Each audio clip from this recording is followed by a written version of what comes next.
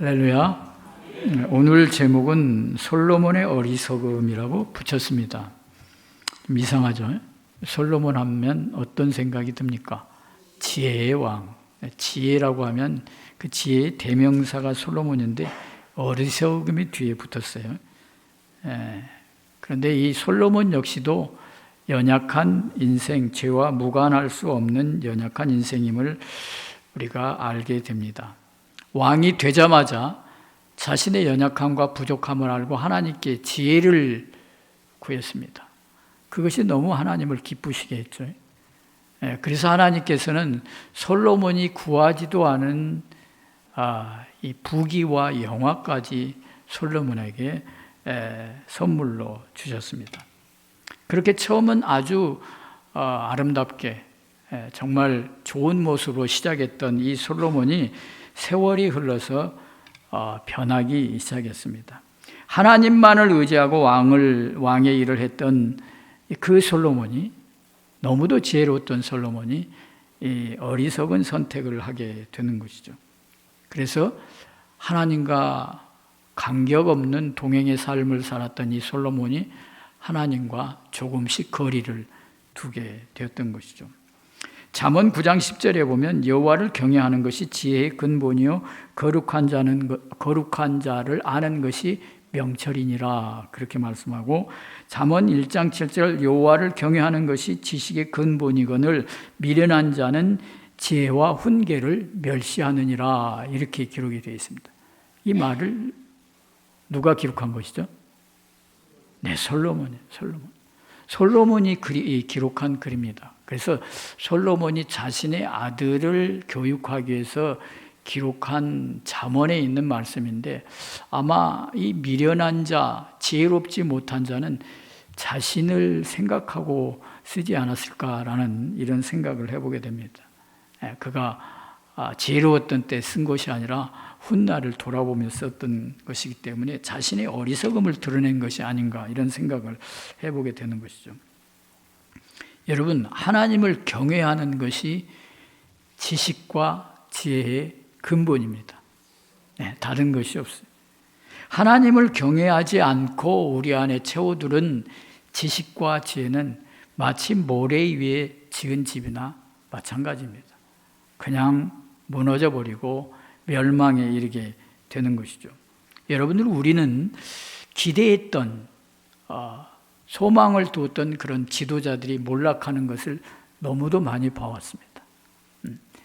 대한민국의 현대사는 그것을 너무도 잘 드러내 보여주고 있잖아요. 1948년도에 건국 이후에 얼마나 많은 대통령들이 세워졌습니까? 그 대통령들 가운데 탈 없이 말년을 지낸 사람이 얼마나 되나요? 많지 않은 것 같아요. 이처럼 우리는 사람들을 믿을 수가 없는 것이죠. 그래서 사람은 아무리 지금 훌륭해 보이고 탁월해 보여도 믿음의 대상은 아니에요. 오직 믿음의 대상은 누구밖에 없어요? 네, 하나님밖에 없습니다.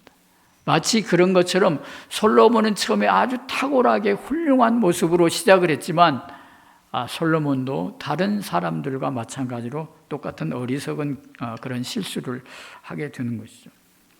그래서 어리석은 선택을 하면, 우리가 어리석은 선택을 하면 하나님께 온전히 헌신할 수가 없습니다. 오늘 읽은 본문 이전의 10장에는 솔로몬이 얼마나 그 지혜가 탁월했으며 또 얼마나 많은 부귀를 누렸으며 하는 것들이 잘 이렇게 나타나 있습니다. 심지어는 이웃 여왕이 솔로몬의 그 탁월한 지혜에 매료되어서 이스라엘까지 방문하는 그런 일이 있었던 것을 상세히 기록하고 있죠. 그래서 그것만을 보면 마치 하나님께서 아브라함에게 약속했던 그 놀라운 일이 실현되는 것이 아닌가, 이런 생각을 할 정도로 너무나 이 화려한 그런 모습을 보여주고 있습니다. 하나님의 백성은 구원받아서 하나님이 약속하신 그 땅에 살고 있죠. 그리고 선하고 지혜로운 왕이 있으며 또 다른 나라들조차도 솔로몬의 그런 지혜의 영향을 받아서 이 유익을 누리고 있는 그런 상황이었습니다. 아마 이 솔로몬의 스토리가 여기까지만 끝났다라고 하면 우리는 이 솔로몬을 이스라엘에서 가장 훌륭한 왕으로 칭송했을 것입니다. 그뿐 아니라 그렇게 기다렸던 왕, 하나님이 약속한 땅에서 대대로 영원히 하나님의 백성들을 다스릴 그 왕이 아닌가, 우리가 기다렸던 그 왕인가, 이렇게 생각했을지 모르겠습니다. 그러나 불행히도 이 이야기는 솔로몬의 그 타협과 몰락으로 이어지는 것이죠. 그래서 오늘 본문에 우리가 보았지만 열왕기상 11장 1절부터 8절에 보면 그 우상 숭배의 모습이 자세히 나타나 있습니다. 오늘 본문에는 설명하고 있지 않지만 이 암몬과 이 모압과 암몬의 신이 등장하죠. 암몬 사람 가증한 밀곰이 나오고, 또 모압의 가증한 뭐가 나옵니까? 7절에 그모스가 나와요. 그모스. 네. 이런 신들은 너무도 이스라엘 백성들이 섬기기에는 가증한 그런 신들이었습니다. 심지어는 인신공양까지, 자녀들을 불태워서 제물로 드리는 일까지 벌어지는 그런 우상 중에 아주 가증한 우상이었다고 하는 것이죠. 그런 나라의 공주들까지도 이 왕실에 들어오고 이스라엘에 들어오는 그런 아주 이 타락의 극치를 보여주고 있는 것이 바로 이 솔로몬의 시대입니다. 그래서 이 우상의 그 우상 숭배를 가장 잘 보여주는 장면이 오늘 등장하고 있습니다. 우상 숭배는 어리석음과 밀접한 관계가 있습니다. 지혜가 주님을 최우선으로 경외하는 것이라고 하면 이 어리석음은 주님보다는 다른 것을 우선순위로 두는 것이죠. 어리석은 선택에는 늘 그래서 이 우상 숭배가 수반되게 돼 있는 것이죠. 그 여호수아가 이제 그의 말년에 그 이스라엘에게 양자택일할 것을 요구했죠. 이제 여호수아 24장 15절에 나오는 말씀인데요. 만일 여호와를 섬기는 것이 너희에게 좋지 않게 보이거든 너희 조상들의 저쪽에서 섬기던 신이든지 또 너희가 거주하는 땅에 있는 아모리 족속의 신이든지 너희가 섬길 자를 오늘날 택하라. 오직 나와 내 집은 여호와를 섬기겠노라. 이렇게 말씀이죠. 양단의 결정을 내라고 하는 것입니다. 그래서 하나님을 섬기는 것은 뭐 이것도 아니고 저것도 아닌 중간 단계는 없는 것이죠. 확실한 선택을 요구하는 것이죠. 그런데 오늘 우리가 이 솔로몬의 이 스토리를 보면 전반부의 솔로몬을 다룰 때하고는 분위기가 전혀 다른 분위기잖아요. 어쩌다가 솔로몬이 이 지경이 된 것일까요? 어떻게 그처럼 겸손하게 하나님께 지혜를 구하며 시작했던 솔로몬이 이런 우상숭배 태도가 나타날 수 있을까요? 너무도 놀라운 일이죠. 그것은 첫 번째로 그가 하나님의 말씀을 무시한 데서 그 일탈이 시작이 되었다고 하는 것입니다. 하나님은 이스라엘을 약속의 땅으로 들여보낼 때에 왕들이 하지 말아야 할 일들을 분명히 말씀해 주셨어요. 신명기 17장 7절 18절을 한번 보실까요? 그거 있나요? 네. 신명기 17장 17절 18절에 보면 왕들이 두지 말아야 할 것을 거기서 말씀하고 있는데 그것이 무엇인가 하면 금이나 누가 한번 찾아서 읽어주실래요? 네, 신명기 17장 17절 18절. 그에게 아내를 많이 두어 그의 마음이 미혹되게 하지 말 것이며 자기를 위하여 은금을 많이 쌓지 말 것이며. 네, 저기 띄워져 있습니다. 네, 계속 읽으십시오. 그가 왕위에 오르거든 이 율법서의 등사본을 레위 사람 제사장 앞에서 책에 기록하여. 네, 아멘. 네, 왕이 장차 왕이 세워지면 왕이 꼭 하지 말아야 될 것을 특별히 강조한 말씀이 있어요. 뭐를 많이 갖지 말라고요? 금을 갖지 말라. 말을 많이 두지 말라. 그리고 또 뭘 많이 두지 말라고요? 아내를 많이 두지 말라고 하는 것이죠. 그것은 어떤 특별한 기능을 가지고 있어요? 마음을 흔들어 놓잖아요. 그죠? 마음을 미혹합니다. 그런데 이렇게 경고했던 이 말씀이 솔로몬에게 현실이 되고 있는 것이죠. 엄청난 부를 쌓았고 말이 병거가 허다했습니다. 그리고 심지어는 처첩이 몇 명이나 됐다고요? 네, 1000명이 됐어요. 그보다 센 왕이 우리나라에 있죠. 네, 넘어가겠습니다. 네, 제가 여러분들 어떻습니까? 우리 남자분들 이렇게 한 분의 아내분을 섬기기도 어렵잖아요, 그죠? 어떻습니까? 맞죠? 벌써 저쪽에서 분명하게 대답이 나오잖아요. 한 분의 아내를 섬기고 받드는 것도 어려운데 1000명이나 하려니까 얼마나 힘들겠어요. 마음이 아주 1000가지로 나눠지지 않겠어요? 네. 이처럼 우상숭배는 하나님의 율법을 무시하는 데서부터 시작이 되는 거예요. 그가 이 말씀 신명기에 있는 경고를 분명히 받아들였다고 하면 여기까지는 이르지 않았을 것입니다. 어리석어서 결국은 창조주를 버리고 그 창조주가 만드신, 창조주가 만든 것도 아니죠. 아예 사람의 손으로 빚은 피조물을 섬기게 되는 것이죠. 둘째로 우상숭배의 마음에는 분열이 일어납니다. 갈라진다고 하는 것이죠. 시편 86편 11절에 시편 기자는 이렇게 고백하고 있습니다. 일심으로 주의 이름을 경외하게 하소서. 일심이 뭡니까? 일심이 무슨 뜻입니까? 한 마음으로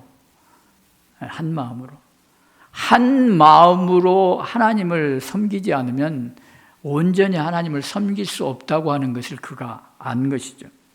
그러니까 한 마음으로 하나님을 경배하고 하나님을 섬길 때 우리가 하나님을 온전히 경외할 수 있는 것이죠. 우상숭배는 우리의 마음의 분열을 낳는 것입니다. 하나님의 자리에 무엇인가를 대체하는 것을 놓게 되는 것이죠. 그러면서 이제 하나님은 우리의 삶의 중심부에서 자꾸 어떻게 돼요? 자꾸 주변부로 이렇게 밀려가게 되는 것입니다. 혹시 이 가운데 그런 분은 안 계십니까? 하나님이 내 중심에 계시다가 자꾸 사이드로 밀려가시는 분, 그런 분은 안 계신가요? 우상은 우리의 관심과 애정을 요구하기 때문에 그래요. 우리의 관심을 빼앗습니다. 하나님보다 돈과 권력에 집중하게 합니다. 우상의 포위에 대해서 하나님께 대한 헌신을 불가능하게 하는 것이죠. 우상 숭배자들은 결코 하나님을 온전히 섬길 수 없고 온전히 헌신할 수 없게 되는 것이죠. 그래서 우상 숭배는 우리 마음에 한 마음이 아니라 일심이 아니라 두 마음을 품게 하는 것입니다. 세 번째로 이 우상 숭배의 끝은 멸망입니다. 사도 바울은 십자가의 원수에 대해서 빌립보서 3장 19절에 이렇게 말씀하고 있습니다. 빌립보서 3장 19절 우리 같이 한번 읽어볼까요? 그들의 마침은 멸망이요 그들의 신은 배요 그 영광은 그들의 부끄러움에 있고 땅의 일을 생각하는 자라라고 말씀하고 있습니다. 다른 것에 관심과 열심을 두고 있다고 하면 그것을 회개하고 돌이키기 전까지는 우리는 그 삶의 상태가 멸망일 수밖에 없는 것이죠. 우리는 솔로몬 왕의 우상 숭배로 하나님의 심판을 받은 것을 이미 성경을 통해서 알고 있습니다.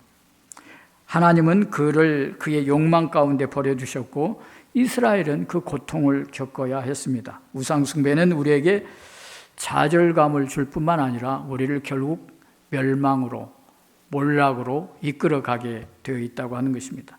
여러분 우상 숭배를 꼭 여기에 나타난 크모스, 밀콤 이런 것만 생각하지 마십시오. 여러분 안에 하나님보다 더 사랑하는 것, 더 귀하게 여기는 것, 더 중요시하는 것이 그것이 우상인 것이죠. 어리석은 선택을 하면 그 어리석은 선택을 한 당사자뿐만이 아니라 다른 사람에게도 다 악영향을 미치게 되어 있습니다. 우리들의 선택은 우리들이 생각하고 있는 그 이상으로 다른 사람들에게 영향을 미칩니다. 여러분들 그런 거 생각해 본 적 있습니까? 어리석은 선택을 하면 필연적으로 그 영향을 주변에서 받게 됩니다. 이 솔로몬이 한 우상 숭배의 결과를 결국 누가 거두게 됩니까? 그의 아들이 거두게 돼요. 그의 아들 르호보암이 거두게 되는 것이죠. 그래서 역사상 최초로, 이스라엘 역사상 최초로 분열왕국이 시작이 되는 거예요. 우리의 북쪽에 인민공화국과 대한민국이 있는 것처럼 마치 그런 것과 같은 분열왕국이 시작이 되는 것이죠. 누구 때문에요? 솔로몬의 어리석은 선택 때문에 그렇게 된 것이죠. 이스라엘 온 백성도 같은 결과를 맞이했습니다. 솔로몬이 자기의 인생에 스스로 이 허락한 어리석음 때문에 주님이 어떻게 응답하셨는가를 우리가 볼 수 있습니다. 우리 한번 시간이 좀 되지만 9절부터 13절 말씀을 같이 한번 읽어볼까요? 네.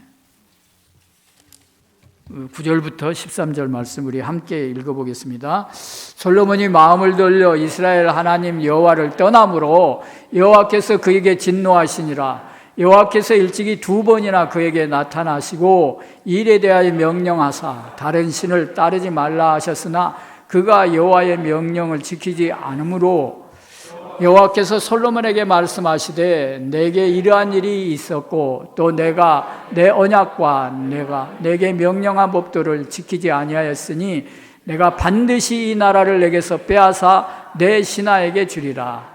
그러나 내 아버지 다윗을 위하여 내 세대는 이 일을 행하지 아니하고 내 아들의 손에서 빼앗으려니와 오직 내가 이 나라를 다 빼앗지 아니하고 내 종 다윗과 내게 택한 예루살렘을 위하여 한 지파를 내 아들에게 주리라 하셨더라. 아마 이런 하나님의 선포를 듣고 솔로몬은 대단히 충격을 받았을 겁니다. 솔로몬이 자신이 고통을 당할 뿐만 아니라 그의 아들의 손에서 왕국을 빼앗아 나눠버리겠다고 하는 하나님의 말씀입니다. 어미하신 경고의 말씀입니다. 그의 우상 숭배 때문에 결국 아주 수백 년 후에는 이제 바벨론의 포로가 될 것입니다. 마치 이 우상 숭배는 이런 것처럼 이 결과가 이 멸망으로 치닫게 되어 있다고 하는 것이죠. 자신이 고통당할 뿐만 아니라 필연적으로 주변 사람들이 그 어리석은 선택 때문에 고통을 또 상처를 받을 수 있다고 하는 것입니다. 사도 바울은 고린도전서 5장에서 마치 온 교회와 자랑스러워하듯 하는 그런 그 비도덕적인 사건에 대해서 말하고 있습니다. 그 사람들이 이것이 부끄러운 것인지 알지 못하는 것이죠. 너희가 자랑하는 것이 옳지 아니하도다. 적은 누룩이 온 덩어리에 퍼지는 것을 알지 못하느냐. 너희는 누룩 없는 자인데 새 덩이가 되기 위하여 묵은 누룩을 내버리라. 우리의 유월절 양곡 그리스도께서 희생되셨느니라. 누룩, 죄가 교회에 들어와서 전체에 퍼졌다고 하는 말씀이죠. 누룩은 그런 역할을 하잖아요. 반죽에 들어가서 그걸 부풀리고 전체에게 영향을 끼치는 것이죠. 한 사람의 어리석은 결정이 모두에게 영향을 미치게 된 것이죠. 우리도 마찬가지입니다. 우리가 하나님이 기뻐하시지 않는 어리석은 선택을 한다면 주변 사람들에게 당연히 악영향을 미치게 되어 있는 것이죠. 그러면 거듭 잠언에서 솔로몬이 말하고 있지만 어리석음과 지혜의 차이는 무엇입니까? 어리석음과 지혜의 차이가 뭐예요? 제가 처음에 말씀드렸잖아요. 힌트. 네? 지혜의 근본은 뭐라고요? 네, 하나님을 경외하는 것입니다. 지식의 근본도 하나님을 경외하는 것입니다. 솔로몬이 그 마음에 하나님을 두려워하고 하나님을 경외하는 마음이 있었다고 하면 절대 이런 어리석은 선택을 하지 않았을 것입니다. 여러분 한번 생각해 보시죠. 다른 사람이 현명하게 선택한 덕분에 좋은 영향을 받은 기억이 있습니까? 있겠죠. 주변에 그런 분들 있잖아요. 현명하고 지혜로워서 주위에 좋은 에너지를 유익을 주는 그런 분들 있지. 반대로 또 그런 경우도 있을 수 있어요. 다른 사람의 어리석은 선택 때문에 부정적인 영향을 받는 경우도 있죠. 이것은 우리가 잘 기억해 두어야 할 것입니다. 나는 어떤 선택을 할 것인가?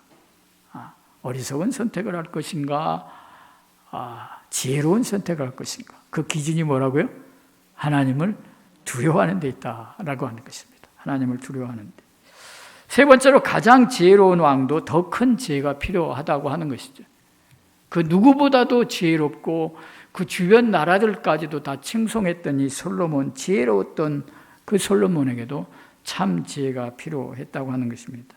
우리는 솔로몬의 생애를 보면서 납담과 용기를 동시에 얻습니다. 납담은 그렇게 훌륭한 솔로몬이 결국엔 파멸의 길을 걸었다고 하는 것과 또 한 가지 거기서 용기를 얻는 것은 그것이 다가 아니라 또 다른 최고의 지혜를 우리가 바라볼 수 있다고 하는 것이죠. 솔로몬은 우리의 진정한 왕이 아닙니다. 우리는 그냥 우리에게는 진정한 왕이 있죠. 우리는 솔로몬을 한번 보고 나서 그 시선을 우리의 진정한 왕이 되시는 예수 그리스도께 집중하면 되는 것이죠. 그리고 그것이 우리에게는 얼마나 다행이에요. 솔로몬이 우리의 왕이 아니기 때문입니다. 솔로몬은 충분하지 않습니다. 그보다 위대한 왕이 오늘 우리에게 소개하고 있습니다. 바로 예수 그리스도시죠. 솔로몬보다 더 위대하다고 누가복음 11장 31절에 그렇게 우리에게 말씀하고 있습니다. 한번 볼까요? 누가복음 11장 31절 우리 같이 한번 읽어보죠.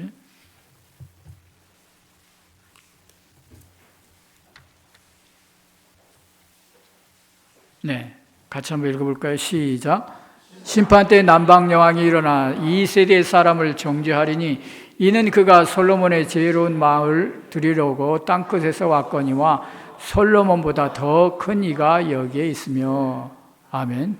예수님이 솔로몬을 예를 들어서 지혜의 왕을 말씀하지만 솔로몬보다 더 큰 지혜가 여기 있다고 당신을 가리켜 그렇게 말씀하고 있습니다. 솔로몬이 아무리 위대하고 한다고 하더라도 그는 한계를 가진, 또 우리가 지금까지 보았지만 연약한 인생에 불과합니다. 그대로 오실, 그 뒤로 오실 위대한 분이 오고 있는 것이죠.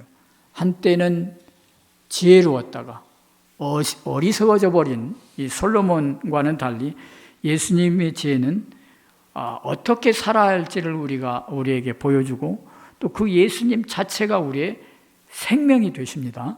생명이 되십니다. 예수님이야말로 우리가 참 우리 필요로 하는 지혜이신 것입니다. 바울은 고린도 교회에게 편지할 때 이 점을 이렇게 말씀했습니다. 고린도전서 1장 30절에 너희는 하나님으로부터 나서 그리스도 예수 안에 있고 예수는 하나님으로부터 나와서 우리에게 지혜와 의로움과 거룩함과 구원함이 되셨으니 라고 말씀하고 있습니다. 예수님은 그분의 삶과 죽음과 부활을 통해서 구원하는 지혜이십니다. 궁극의 지혜는 예수님 안에서만 우리가 찾을 수 있는 것입니다. 다른 사람들에게 우리가 복음을 증거하는 기회들이 있죠. 이때 우리가 꼭 기억해야 할 것이 있습니다. 그것은 첫 번째로 예수님이 모든 지혜의 원천이라고 하는 사실을 가르쳐 말해야 된다고 하는 것이죠. 태평양 연안 도시에서 어떤 전도 강화의 그런 집회가 있었습니다. 그래서 어떤 남자가 그 직장에서 직장에 다니던 남자가 그 집회에 참여해서 예수님을 영접하게 되었습니다. 그것을 이제 직장 사장님에게 알려줬어요. 그 직장 사장님이 하는 말이 잘 됐네. 나도 그리스도인이야. 나도 너를 위해서 지금까지 몇 년 동안 기도하고 있었어. 그러자 이 예수님을 영접한 이 청년이 풀이 죽어버렸어요. 왜 그랬을까요? 전혀 뜻밖의 자기가 생각지도 못한 대답을 들었기 때문입니다. 그래서 이제 그렇게 반문하는 거예요. 왜 사장님 지금까지 나에게 당신이 그리스도인이라는 것을 한 번도 얘기하지 않았어요? 그렇게 대답하는 것이었습니다. 그게 무슨 소리야? 나는 그리스도인으로서 최선을 다하는 삶을 살았어. 이렇게 대답하는 것이었습니다. 그래서 이 새롭게 예수님을 영접한 사람이 하는 얘기가 그게 문제입니다. 그게 문제입니다. 사장님이야말로 정말로 모범적으로 사셨습니다. 그런데 왜 사장님은 그리스도께서 예수님이 그렇게 만들어주셨다고 말씀을 안 하셨나요? 이렇게 대답했다는 것입니다. 그래서 어떤 대답을 하는가 하면 사장님이 예수 그리스도 없이도 그렇게 최선을 다하고 열심히 살아서 모범적으로 살았기 때문에 나도 그럴 줄 알았다고 대답했습니다. 그래서 여기서 우리에게 말씀하고 있는 것은 선행이라고 하는 것은 이 복음을 돋보이게 할 수는 있지만 이 복음을 전도를 대체할 수는 없다는 것입니다. 그래서 우리가 때로는 익명의 그리스도인이라는 얘기를 하죠. 근데 이것은 때로 별로 도움이 안 된다는 것이에요. 여러분들이 예수 그리스도의 사람이라고 하는 것을, 그리스도인이라고 하는 것을 당당하게 밝히고 살아가고 있습니까? 아마 이 사장님은 모범적이고 훌륭한 삶을 살았지만 자기가 그리스도인이라고 하는 것을 밝히지 않았던 것 같아요. 우리는 그런 지혜의 근본이신 예수님을 우리가 모시고 산다고 하는 것을 밝힐 필요가 있다고 하는 것을 이 예화를 통해서 우리들에게 말씀하고 있는 것이죠. 아무리 지혜롭고 강한 사람이라도 예수님 없이는 아무것도 아니라는 사실을 우리가 우리의 삶 속에서 보여주어야 한다고 하는 것이죠. 그래서 모범적이고 훌륭한 그런 덕망 있는 그런 삶을 산다고 해도 그리스도인임을 분명히 밝힐 필요가 있다고 하는 것을 우리들에게 말씀합니다. 요한복음 15장 5절에 나는 포도나무요 너희는 가지라 내가 그 안에 거하면 사람이 열매를 많이 맺나니 나를 떠나서는 너희가 아무것도 할 수 없음이라. 그분에 대해서 세상 사람들에게 알려 높여드려야 합니다. 그분을 알려 높여드려야 돼요. 여러분들의 살뿐만이 아니라 여러분들의 입술을 통해서도 높여드려야 될 줄 압니다. 그렇게 되기를 바랍니다. 둘째로 우리는 세상의 지혜가 힘을 발휘하지 못하고 있을 때에 다른 사람들을 돕고 섬길 수 있는 준비가 되어 있어야 한다고 하는 것이죠. 잠언 13장 12절에 소망이 더디 이루어지면 그것이 마음을 상하게 하거니와 그랬어요. 우리가 바라는 바가 더디 이루어지고 자꾸 어려운 일이 쌓이게 되면 어떻게 됩니까? 우리가 자꾸 지치게 되죠. 소망을 잃어버리게 되고 낙심하게 되고 그러게 될 수 있지 않습니까? 우리의 기쁨은 늘 유지되는 것이 아니죠. 세상 사람들의 기쁨도 마찬가지고 오르락 내리락 하는 것이죠.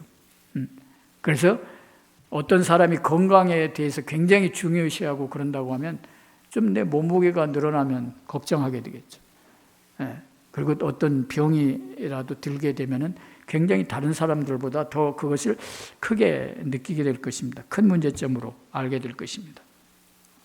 이런 여러 가지 연약함을 주변에서 보게 되면 그것이 우리에게 어떻게 보면 기회가 되는 것이죠. 복음을 전할 수 있는 기회가 되는 것이죠.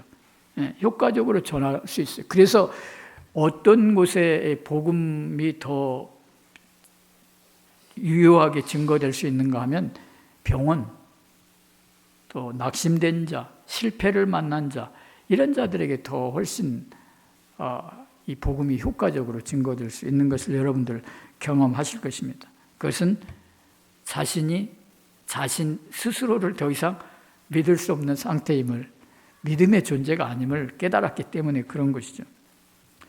이 솔로몬은 자신의 지혜와 부귀와 권세로 세상 사람들을 깜짝 놀라게 했지만 그의 인생은 결국 실패한 인생이나 다름이 없습니다. 땅의 왕이나 통치자와 권세자들, 그들은 언젠가는 우리를 실망시키게 되는 것이죠. 그래서 우리는 그들을 온전히 믿을 수가 없는 것이죠. 믿음의 대상이 되지 못합니다. 우리는 궁극적으로 예수 그리스도를 바라보아야 한다고 말씀하고 있습니다. 그분은 히브리서 13장 1절에 보면 오시죠. 예수 그리스도는 어제나 오늘이나 영원토록 동일하시니라 라고 말씀합니다. 그리고 그분의 은혜는 무궁하고 늘 그 자비는 날마다 새롭다고 말씀하고 있습니다. 이것이 바로 우리가 세상 사람들에게 예수 그리스도를 드러내고 나타낼 때 세상에 선포되어야 할 우리의 메시지가 되는 것이죠. 그리고 비그리스도인을 만나게 되면 그들의 소망하는 것이나 또 반대로 그들이 가장 두려워하는 것, 이런 것들을 우리가 잘 살펴볼 필요가 있습니다. 그래서 그런 고민과 그런 것들이 우리가 그런 것들에 귀 기울여 경청할 필요가 있다고 하는 것이죠. 그리고 그 상황이 예수 그리스도를 증거할 수 있는 기회가 되는 것입니다. 여러분들 일본이 무엇의 무덤이라고 하는 별명이 있는지 아세요? 일본이 무엇의 무덤이라는 별명이 있죠. 뭡니까? 선교사의 무덤이라는 별명이 있어요. 선교하기가 그렇게 어렵다는 거예요. 그러니까 우상이 많은 것도 이유가 되지만 이제 어느새 그들은 선진국, 그것도 손가락 안에 드는 선진국이 되어서 이 자신들이 강함을 자랑하는 그런 때가 돼서 복음이 잘 먹혀들지 않는다고 하는 것이죠. 그러나 인생의 실패의 경험과 낙심과 상처, 이런 것이 오히려 우리에게 있어서는 복음의 기회가 될 수 있다고 하는 것을 우리가 기억해야 할 것입니다. 그때 우리가 증거하고 드러내야 할 분은 누굽니까? 성공이 아니에요. 건강이 아닙니다. 권력과 부와 영화가 아닙니다. 권세가 아닙니다. 누굽니까? 예수 그리스도입니다. 예수 그리스도. 궁극적인 우리의 선포의 대상이 되는 것이죠. 그분이 지혜의 으뜸인 것이죠. 오늘 성경에서 가장 위대한 인물들조차도 이처럼 어리석은 결정을 할 수 있다고 하는 것을 오늘 본문을 통해서 우리들에게 말씀하고 있습니다. 그리고 그렇게 된 것은 그들의 지혜의 근본이고 지식의 근본인 하나님을 두려워하는 데서, 하나님의 말씀을 중요시하는 것에서 벗어났기 때문에 그렇다고 하는 것이죠. 오늘 우리 이 말씀을 들은 여러분들은 늘 하나님의 말씀을 가까이 하고 그 말씀이 여러분들에게 지시하는 바를 무겁게 여기고 하나님을 경외하시는, 변함없이 경외하시는 여러분들이 되시길 바랍니다. 그래서 어리석은 선택을 하지 않고 늘 지혜로운 선택을 해서 하나님을 기쁘시게 하는 우리 성도님들이 되시기를 예수님의 이름으로 축복합니다.